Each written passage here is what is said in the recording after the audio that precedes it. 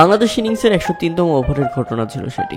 Lankan bowler থারিন্দির করা ডেলিভারিটি মুশফিকুর রহিম ঠেকিয়ে run নেওয়ার জন্য কল করেন, আর তাতে সাড়া দিয়ে আপনারা যদি দেখেন লিটন কুমার দাস একেবারে স্ট্রাইক প্রান্তে পৌঁছে গিয়েছিলেন, অর্থাৎ দুই ব্যাটসম্যানই স্ট্রাইক প্রান্তে।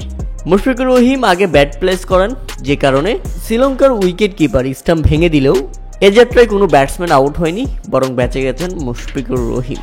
এরপর তিনি বল পাঠিয়ে দেন নন স্ট্রাইক প্রান্তে, তবে ততক্ষণে দেখা যায় লিটন কুমার দাসও পৌঁছে গেছেন নন স্ট্রাইক প্রান্তে।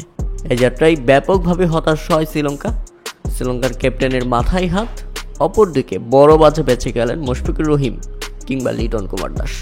দুজনের মধ্যে বড় ভুল বোঝাবুঝি ছিল, তবে এ যাত্রায় সুবিধা করতে পারেনি শ্রীলঙ্কান ক্রিকেট। আর এই রান আউট কমিটি দেখে হাসতে হাসতে শেষ ধারাভাষ্যকররা। তারা শুধু বলছিলেন শ্রীলঙ্কা সবচেয়ে বড় সুযোগটা হারিয়েছে তাদের। বাংলাদেশ রান আউটের সুযোগ তৈরি করে দিয়েছিল, কিন্তু তারা লুফে নিতে পারেনি।